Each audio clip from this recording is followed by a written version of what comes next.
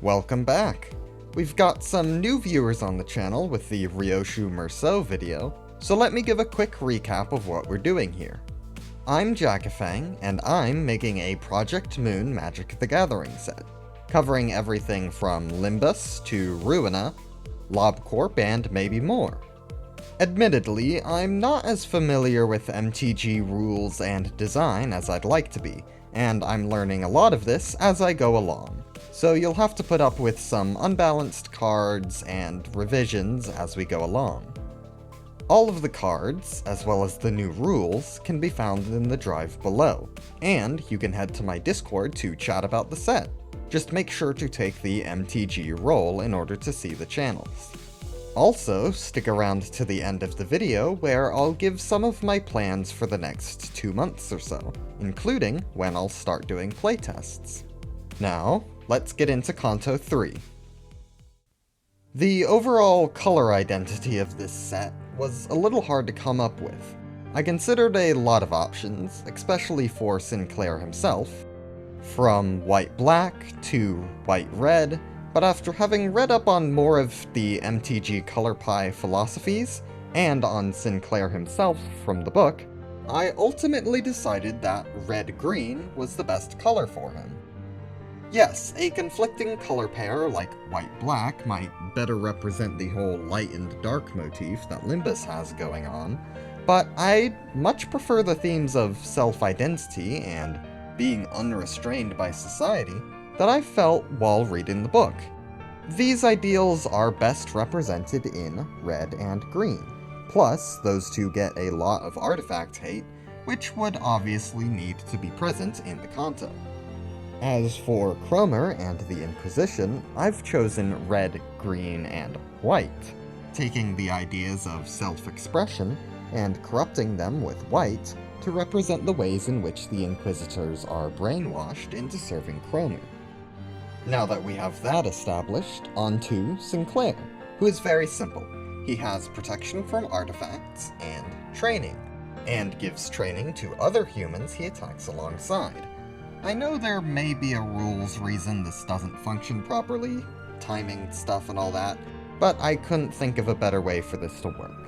So if anyone has any better timing suggestions, let me know. I know that there are some other aspects of Sinclair's character I could cover, but I figure that this is Baby Boy Sinclair, and I can cover other elements of his character in future iterations. I have no opposition to multiple cards of one character if I feel that it's justified. Branch of Knowledge is an aura that makes a creature grow faster, and when it attacks, you flip a coin, growing permanently stronger or gaining temporary keywords for a more dangerous attack. Getting into the start of the Canto, K-Corp Security is a powerful one-drop defensive piece that can buy you some time, and can regenerate for cheap. But only once. Afterwards, they start actually doing their job and gain vigilance. As Don Quixote starts causing trouble, we get to Savior Complex, another aura which makes a creature unable to be blocked by more than one other creature, so it can attack pretty safely. And if it attacks alone, not only does it get stronger, but you can avoid responsibility and still gain benefits as if you didn't attack at all.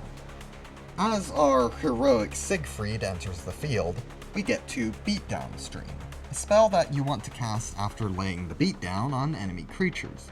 It makes your performers and legendaries gain +2 power, and when they attack, you add red mana, inspired by the firebending in the latest Avatar set. Now, for Siegfried himself, I considered not including him, but I felt this was a good time to introduce a certain card type I originally intended to stay away from, but realized it was the perfect way to showcase characters who are portrayed as being far above the sinners. Planeswalkers are a unique concept to Magic the Gathering. The player themselves is meant to be a planeswalker, who can summon creatures, artifacts, and magic to combat their foe. But you can also summon other planeswalkers from the lore of the game. Instead of entering as creatures, they enter as a unique planeswalker card type, and instead of health, use loyalty, representing how far they'll go to help you out. Since this concept already portrays characters who are far above the creatures you summon, this card type is perfect for characters like color fixers. That said, many such figures will likely get creature cards as well at a later date, but only when they're portrayed in fair fights. Okay, onto the card itself. His first ability adds some mana that's only usable for abilities, representing the energy attacks that Don Quixote describes. His second ability turns him into an indestructible creature with trample until turn end, with power based on his loyalty. His final finisher renders all foes helpless against your attacks this turn, and still makes him a creature in case he has any juice left over. Okay, let's check in on Don Quixote after this and... oh yeah. Virgilius's consultation causes everyone to mill from its presence alone, then punishes any player for playing anything but creatures. Getting out of the K-Corp checkpoint and into the town of Call, we meet the Inquisition. They're white and your choice of red or green, and they will either come in droves or purge an artifact. We have our first fully community-contributed card with Zealous Purge, made by Marshall Kyan, who's actually been a big help with me learning formatting, and they've made a bunch of cards of their own on the Discord. I'm pretty picky when it comes to community contributions, but I do want to add some, so if you've got any ideas, feel free to share in the Discord, and if I take them, I'll credit you where the artist normally goes. Anyway, this card is pretty cool. I like the utility of multiple choice, and it actually inspired some of the other multiple choice cards in this batch. I've got a couple of other Inquisitor cards I'll just put on screen here. Zealot's Scriptures is an odd one, but whatever. I wanted to get experimental. It can be a filler card. Now, Cromer's Whistle gives menace to your creatures and draws you a card. You can flash back for a hefty mana cost as a nice finisher, or to get some extra card draw. Guido the Persistent is a nice buffer for your Inquisitors, making them more defensive, and he himself can also regenerate. When you attack with your Inquisitors, you'll gain some extra life. Going into the dungeon, we find the last of the normal Pecatulum. Luxuriae is a spin on Tarmogoyf, with only its power being affected. We also find two Corroded Inquisitors. Crawling Inquisitor is stronger when modified, and gets +1/+1 counters when it's targeted. Slithering uses poison counters, which will not be a common effect, but will show up once in a while as an option to deal with life gain and other stalling decks. Moving into the Fathoms of Ego and Sinclair's backstory, we start with Family Dinner, a food-focused enchantment that makes eating food tokens easier. Then comes Feast Without Flesh, which I'll use to introduce the new charge mechanic, courtesy of Marshall Kyan again. It's a simplification of adding charge counters that mainly exists to make synergies easier to write. I'll rewrite older cards to work with this mechanic at a later date. Fateful Encounter lets you fetch an aura and put it on a legendary creature, getting cheaper if you have 2 legends on the field. The Sign is an aura that provides some quick buffs and utility, then an ongoing +1/+1. It was honestly a hard card to make, but given we actually don't see it do anything, I'm cutting myself some slack. On to Cromer shenanigans. Basement Secrets fetches cards that were left in the bottom of your library, and puts others into your graveyard, digging up secrets that ought to have remained buried. Cromer herself was hard to figure out something for, but I ultimately decided on something simple but impactful: extra combats. She makes 1 when she first comes into play, telling all humans that the purging hasn't ended yet. Then, if you're able to deal enough damage, she can distort.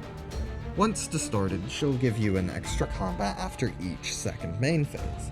She also completely shuts down artifacts. This card will probably be much better in Commander than in Standard play, given the amount of damage needed will mean that you'll already win with a 20 life format. This, admittedly, isn't helped by the next card. Sinclair, Who Shall Grip, has a bunch of mechanics. He partners with Cromer, though he's more of an accessory to her than a proper expansion on her mechanics. He has Trample and a new mechanic, Negative Force, which allows him to turn stat penalties into buffs instead. This will be used very rarely, about as rare as actual negative coin identities, but should be strong if used right. As expected, he hates artifacts, and gets stronger when they enter the battlefield. When he attacks, he forces the defender to sacrifice a non-land, non-creature permanent, so if he gets to keep attacking, he'll start doing away with all the target's utility. Finally, I think it's a good time to grab the Golden Bat, which helps with resonance, either allowing you to resonate with any ego, or fetching an ego that resonates with a permanent you control. It also adds mana for distortions, being more effective if you have distortions of different colors. That's all for this batch, but I wanted to give a brief rundown of my plans up until the release of Canto 9 or so. Next batch, we'll get started with Library of Ruina, all the way up through, I'd say, Urban Legend. Then, we'll be doing a Standard Fare 2, with more fixers, a few Railway 2 Abnos, and maybe the start of W Corp. Around Christmas, I'll be doing a Christmas special, Leviathan, for no particular reason. Then, around the time we are starting with Canto 9, I'll be getting into Canto 4, skipping Hell's Chicken in order to combine it with C right after. At that point, it'll probably have been long enough to put out some Canto 9 cards. And after all that's said and done, I think I'll want to do a revisit episode. And with that, we should have roughly 300 cards or so, which is the size of a typical Magic the Gathering expansion. And with that many cards, I'll want to start actually playing the game. So, that's my plan up until around January. They're not the only videos I'll be making, so if they get a little delayed or shuffled around at my whims, oh well. If you're wondering about Distortion Detective, I want to get to it at some point, but tons of big moments and characters in it just don't have art, so I'll need to work something out regarding that. Well, that's all for today. Thank you so much for being here, and I'll see you at the library.